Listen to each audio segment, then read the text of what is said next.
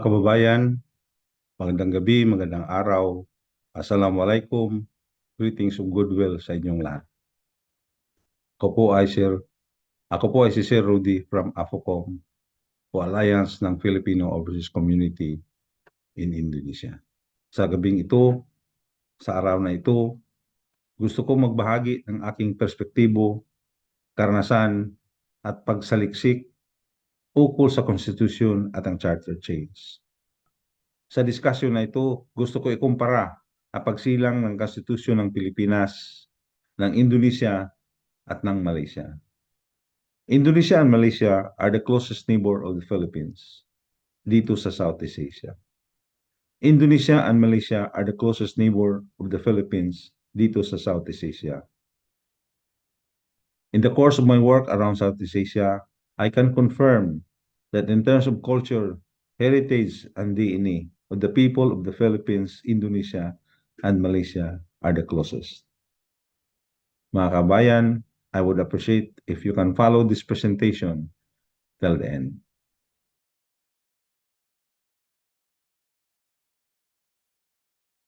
As you can see, in the Philippines, post the Katipunan era, we have the 1935 Constitution. Then during the martial law years, we replaced our Constitution into what is known as the 1973 Constitution. After the EDSA People Power, the 1987 Constitution was born, which replaced the 1973 Constitution. Tingnan natin mga kababayan yung sa Indonesia. Their Constitution was born in 1945. The Indonesians are proud that their Constitution, carefully deliberated and thought of by the founders of the Indonesian nation, is still virtually intact. True, there were amendments, principally post-Suharto regime, which held the presidency for 30 years. Tingnan natin yung ating karating bansa na Malaysia. Malaysia has its own constitution in 1957, in time for the formation of the Federation of Malaya. Hanggang ngayon, ito pa rin yung kanilang constitution. Yes, there were amendments along the way, principally with the joining of Singapore, Sabah, and Sarawak, and later with the withdrawal of Singapore from the Federation. But the fundamental constitution is essentially retained.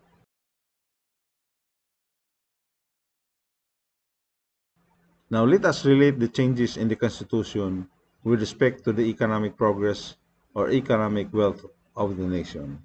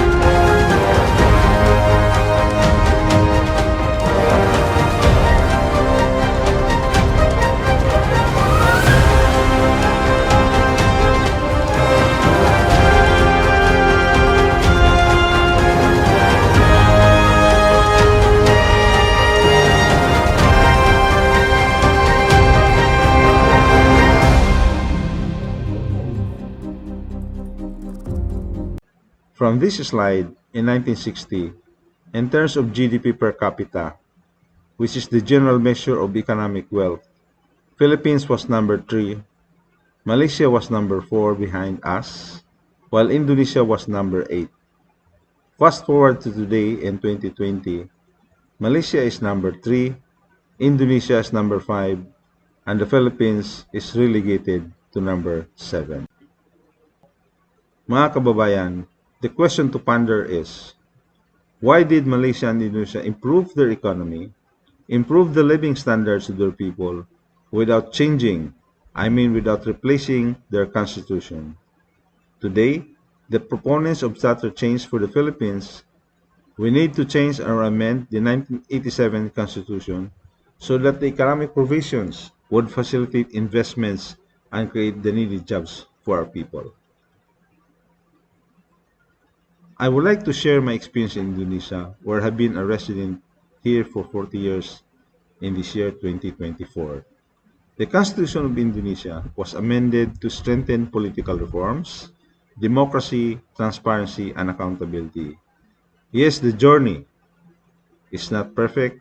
There are imperfections in the same manner that other countries also have their imperfections.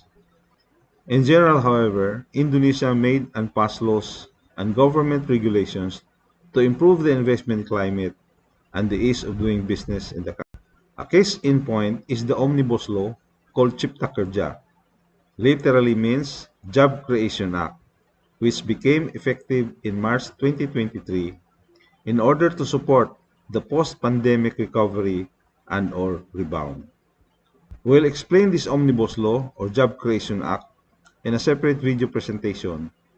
We desire to share for reflections, for reference, para sa ating mga kababayan, most especially to our leaders in government. Mga kababayan, gusto ko po i-share sa inyo ang konsepto na palaging reference point ng Indonesia, which Malaysia generally wish to quote, copy, unquote. According to Indonesia, the Constitution is the spirit and soul of our nation and state. Therefore, we should not blemish nor weaken the Constitution. But there's even more fundamental, which is the foundation of the nation and the state. Nation being the oneness of our people, state being the territorial integrity and sovereignty of our land, including its waters and its skies. This fundamental basis is like the rock, which was inscribed in the Holy Scriptures in Matthew chapter 16, verse 18, when the Lord says to Peter, "And I say unto thee, thou art Peter, and upon this rock I will build my church, and the gates of hell shall not prevail against it." This rock is where the Constitution, according to Indonesia and Malaysia, is built upon.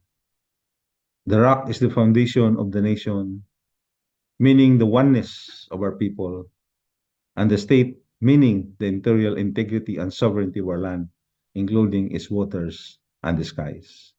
In Bahasa it is, dasar berbangsa dan bernegara. Indonesia's rock upon which the Constitution is built is Pancasila. Panca in Sanskrit means 5, Sila means principles. Thus, Pancasila means the 5 principles. Pancasila Indonesia was born before the declaration of Indonesia's independence. Malaysia adopted its 5 principles called Rukun Warga, which literally means harmonious citizen, in 1970, following the racial riots in May 1969. Indonesia's Pancasila is principle number 1, belief in one and only God. Principle number 2, just and civilized humanity. Principle number 3, the unity of Indonesia.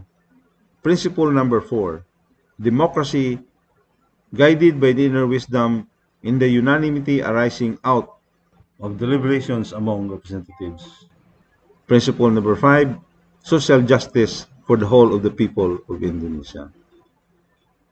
Meanwhile, Malaysia's 5 Rukun Warga is number 1, belief in God.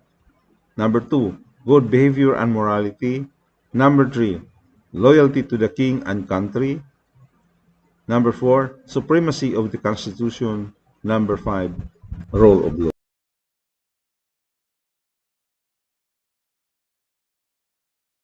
Kababayan, at this point gusto kong ibahagi ang speech ni President Sukarno, the one who read the Declaration of Independence of Indonesia and the first president of Indonesia.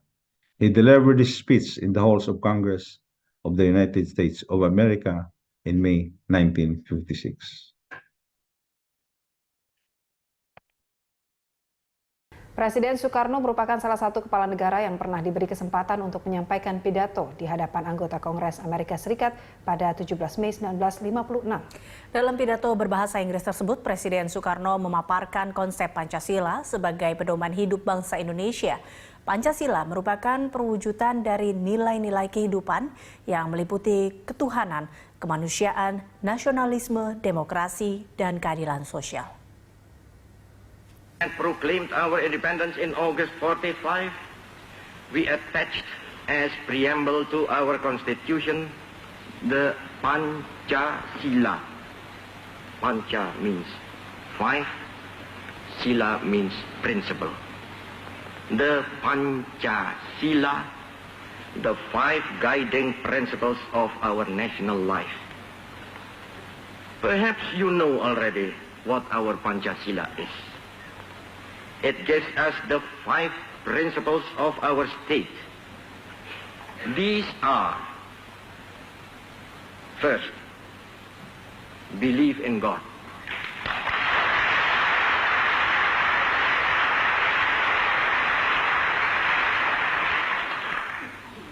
Second, nationalism. Third,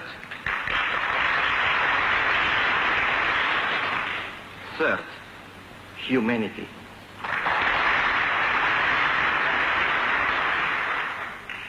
Fourth, democracy.